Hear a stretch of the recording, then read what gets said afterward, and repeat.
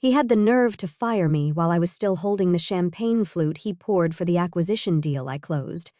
We were on the rooftop, the Manhattan skyline bleeding gold behind him. It was the kind of night people dream of. Warm breeze, string lights, the smell of expensive betrayal. He clinked his glass to mine, grinned, and said, "You've outgrown this role, Mia. It's time to move on." At first I thought it was a joke, some awkward attempt at mentorship.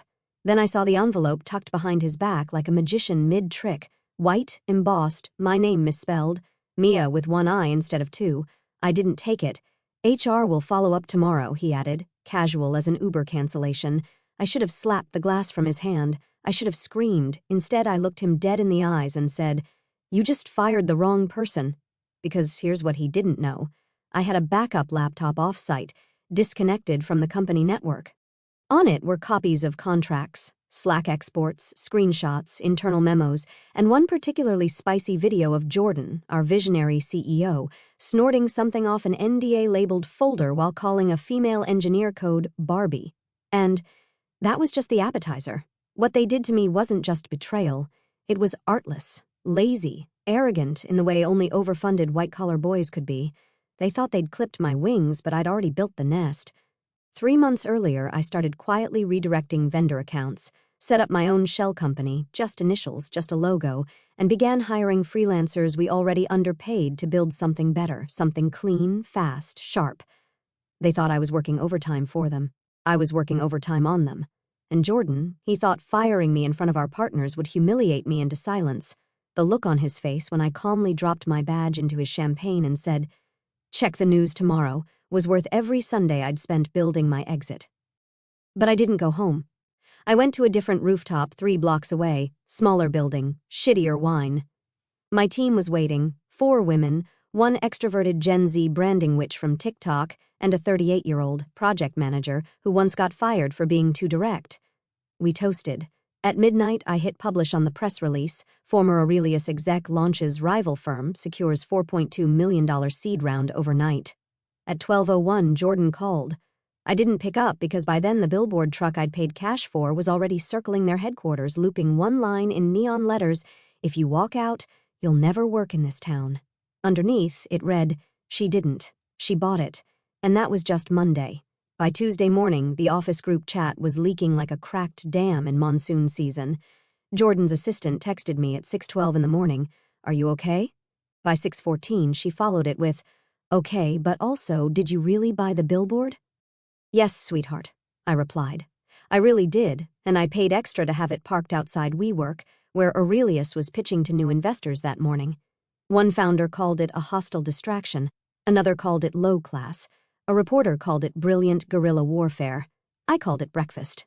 At 9 o'clock in the morning, the first domino fell. One of our biggest clients, Mira, a biotech startup with too much funding and zero brand strategy, canceled their contract with Aurelius and issued a statement, "We're excited to explore new directions with Maven Strategy Group." That's us. That's me by 11 in the morning. 3 more vendors reached out, not just to congratulate, but to defect. Aurelius headquarters tried damage control with a lukewarm tweet about wishing Mia the best in her future endeavors, but the internet is petty and keeps receipts. Someone dug up a tweet from Greg from 2 years back. "We only hire killers." They paired it with a photo of my press release. The meme caption read, "She killed the company." Let's rewind, though, because none of this happened by accident. Months before I walked, I started noticing things, little things, like how every win I brought in somehow became Jordan's linked in post, or how the intern who flirted with Greg got promoted faster than Asa, who practically ran our data operations. There was an ecosystem of rot under that glass office gloss, and I knew better than anyone. I started documenting everything. Invoices misfiled under fake vendors, check. NDAs forged without counsel review, check. Venture capital fund reallocation, oh baby, triple check. But my real weapon wasn't dirt, it was loyalty. While the founders were busy vaping CBD and brainstorming blockchain buzzwords, I was buying lunches, pulling late nights, whispering, "You deserve more," to every undervalued genius on payroll. I didn't build a company. I built a quiet rebellion, and now it was erupting. At 2 o'clock in the afternoon, I got a message from Connor, senior developer. Weirdly quiet, brilliant, never liked me, at least I thought. All it said was, "I'm in. Tell me where to send the code." I hadn't even asked. By 4 o'clock in the afternoon, Aurelius pulled their website offline due to scheduled maintenance. What actually happened? Their back end collapsed under the weight of a rogue plugin Connor wrote back in January, just in case. Meanwhile, we went live with our minimum viable product, just a landing page, crisp, white gold accents, my face dead center with the words, "You've heard the boys, now meet the builder." That night, I went to an investor mixer at the Roosevelt. I wore the same red dress I'd been fired in. I ran into Greg near the bar. He looked like a man who'd aged 6 years in 24 hours. "You think this will last?" he sneered, swirling his whiskey. I leaned in close enough to watch the panic twitch in his jaw. "I'm not thinking," I whispered. "I'm scaling." Then I walked away and left him staring at a woman who didn't just burn the bridge. She sold the ashes. Thursday morning, I woke to an email from our lead investor. Subject, "You've officially pissed off half of Sand Hill Road. I'm proud of you." Attached was a photo. Jordan, puffy-eyed, suit wrinkled, standing alone outside Aurelius headquarters, staring up at my billboard as someone graffitied a heart around my name. I laughed so hard I knocked over my green juice. But here's where things got really interesting. At 10:03 in the morning, I got a calendar invite titled Settlement Chat. Urgent. Sender, a burner email. The note, "Come alone." The location, room 212, Lafayette Hotel, classic. Rich boys always think the same 3 things will save them: lawyers, money, and closed doors. I showed up in stilettos and leather gloves, the kind of outfit that says, "I dare you to underestimate me." Room 212 was dim, smelled like cheap cologne and desperation. Inside were Jordan, Greg, and Mitchell, their new crisis PR hire, who looked like he cried after every TED Talk. Jordan didn't waste time. "We can make this all go away," he said, gesturing like a mobster who'd never skipped leg day. "Buy you out, fold your firm into ours, give you a partner title." I blinked. "So, you're offering me the same cage, just with fluffier pillows." Greg shifted in his chair. "You could keep your staff. Think of it as reuniting the band." "The band?" I leaned forward. "You mean the team you underpaid, ignored, and replaced with Red Bull addicts named Tanner?"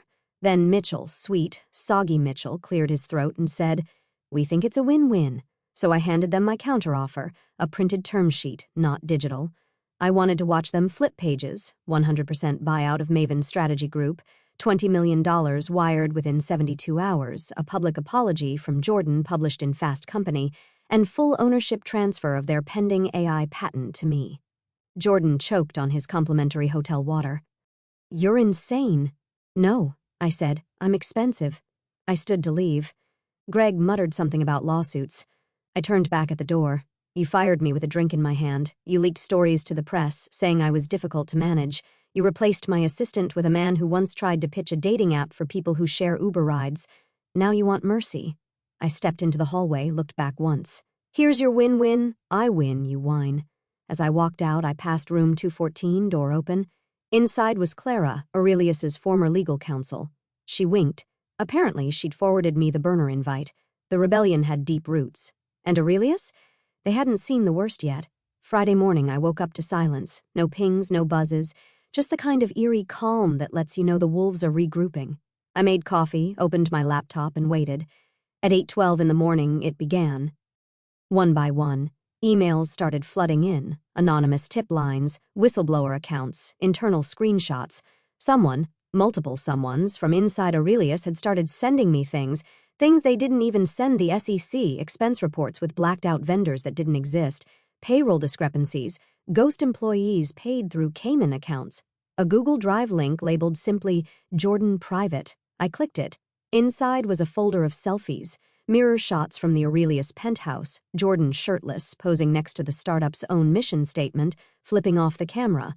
One file was titled CEO or God and had him photoshopped onto Michelangelo's The Creation of Adam. Another was a 10-minute video call recording where he accidentally screen-shared his Coinbase wallet mid-pitch. $3.4 million moved out the week before my exit. Suddenly, it wasn't just revenge. It was blood sport. I sent a single message to my legal team, Unleash. By noon, Bloomberg had picked up the story. The headline, Inside the Startup Civil War, How a Fired Exec Took Down a Unicorn. They didn't name me directly, not yet, just referred to me as the architect.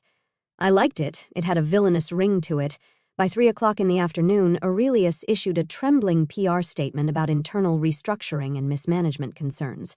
Jordan went dark on Twitter. Greg locked his Instagram. Mitchell apparently quit via Slack and left the office with a plant and 3 boxes labeled legally safe ideas. But the best part? The Maven inbox got a very curious email from Linda at Vanguard Ventures. Subject, lunch. Now, you don't understand what that means unless you've spent time in the shadows of Silicon Valley's queenmakers. Linda doesn't ask for lunch. She commands meetings like Zeus throws lightning. If she wants to talk, it means one thing: she smells money or blood, hopefully both. We met at a Thai place in Soho. No press, no fanfare.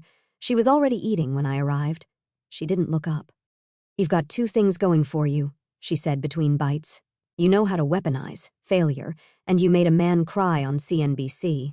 I sat down. "Which one got me the invite?" "Both." She dabbed her lips. "Plus, you built a following without even trying.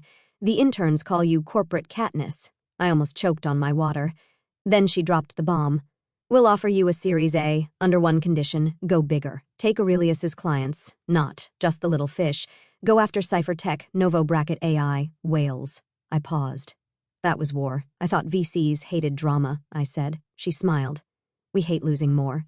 That night I couldn't sleep, not because of nerves, but because my phone wouldn't stop vibrating.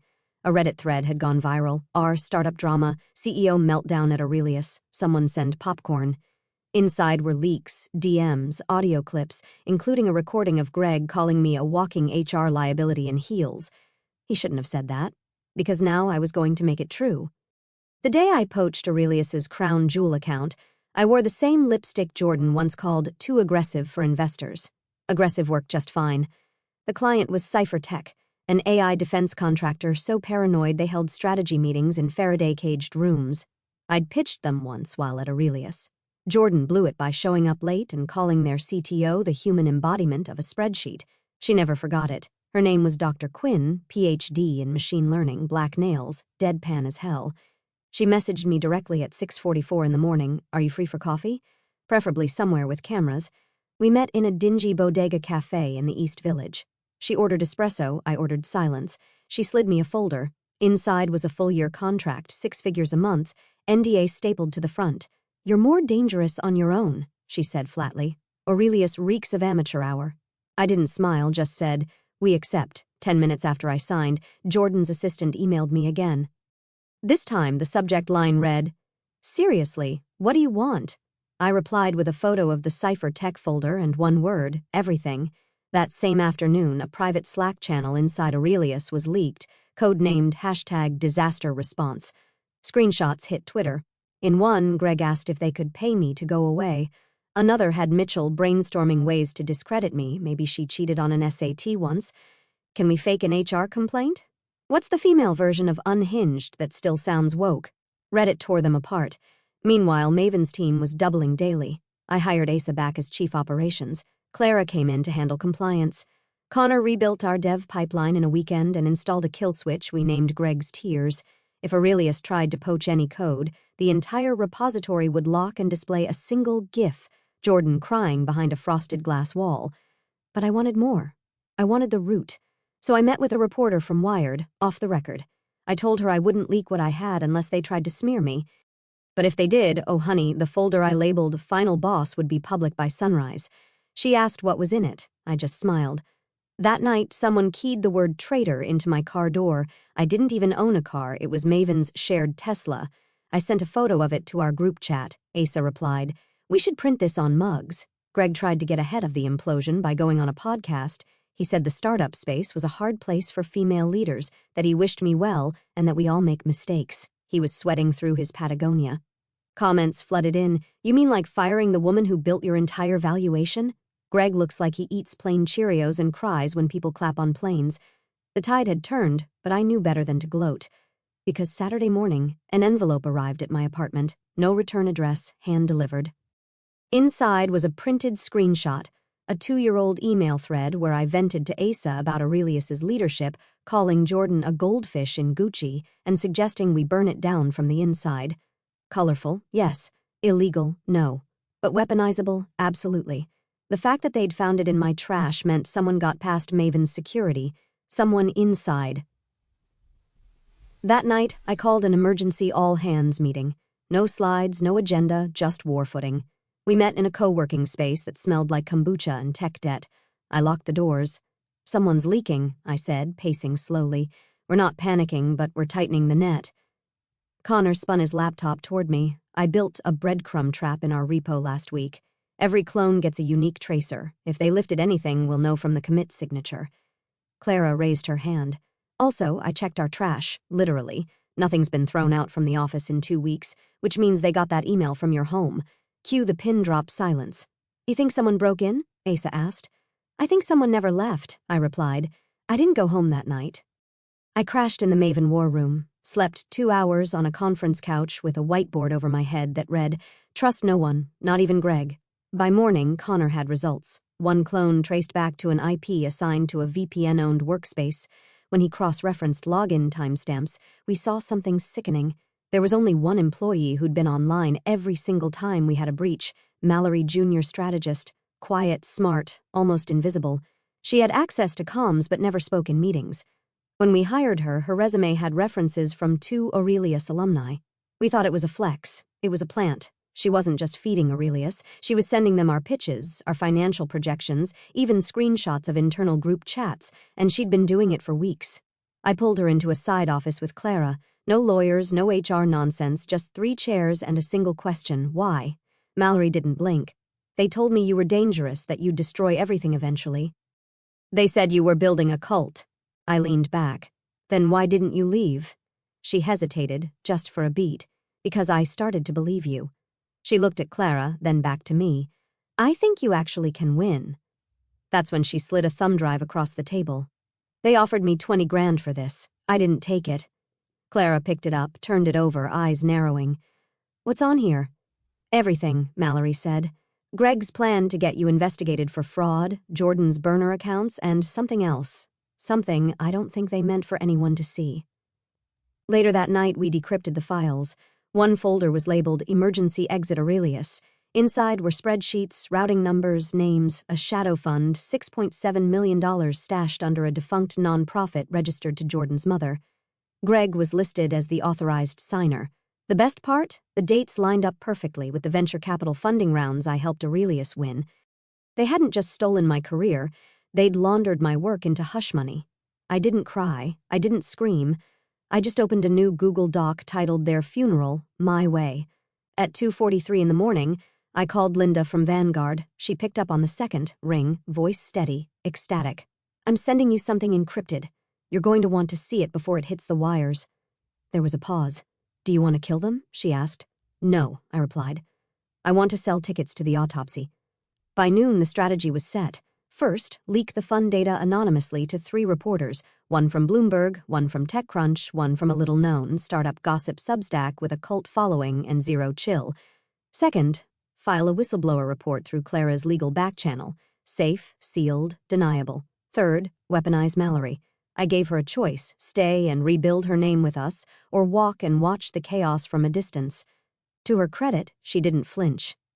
"I want in," she said, eyes steadier than I'd seen before. "I owe you that." That afternoon, I hosted a Maven press event, just a live stream, nothing flashy. Behind me was a single slide, bold serif font on black: "If you walk out, you'll never work in this town. Jordan Wells, 5 months ago." I stepped to the mic, took a breath, and smiled. Turns out he was half right. Then I detailed every ounce of fraud, misconduct, exploitation, and rot I had endured. Not a hit piece, not a tantrum, a surgical report with receipts, timelines, emails. And then I ended with this: to every woman who's been told she's too much, every brown girl passed over for a white boy in a tech hoodie, every assistant with a boss who says you should smile more, I didn't just leave. I replaced them. It went viral before I even stepped off stage. And Aurelius? They imploded like a Jenga tower made of Red Bull cans and hubris. Greg's arrest was confirmed 2 days later. The photo made the rounds. Him in a crumpled blazer, mouth open mid-shout, escorted by federal agents from his penthouse. Jordan fled to Tulum and tried to rebrand as a crypto-futurist on Instagram. His first reel got 41 views and a single comment: "Didn't you used to have a company?" The best part? The venture capital community, ever hungry for narrative, started whispering my name with a mix of fear and awe. Some called me reckless. Some called me a visionary. Linda called me with 2 words, "It's done." But it wasn't, because the final move wasn't legal. It wasn't even professional, it was personal. And it was coming next. The final move came wrapped in velvet and vengeance. It was a gala, one of those grotesque tech fundraisers where egos float in champagne and millionaires pretend they invented kindness. Black tie, flashbulbs, a silent auction where someone paid $42,000 for dinner with Elon's second cousin. I didn't go as a guest, I went as the sponsor. When guests entered, there was a massive projection on the wall, white serif font, slow fade in, 10 feet tall, "If you walk out, you'll never work in this town," people murmured, looked around. Then the second line appeared beneath it, "She walked, then bought half the town." A stunned silence fell across the ballroom, and that's when I stepped out, red silk dress, hair like a threat. I didn't need to say my name, they all knew. My table was dead center, name card engraved in gold, Mia James, chairwoman, Maven Strategy Group. On either side, Quinn from Cypher Tech and Linda from Vanguard, both sipping from flutes like queens at a coronation. The press hounded me. Investors circled like bees. I answered 2 questions, then smiled and turned them away with a single line. I came to enjoy the fall. And fall it did.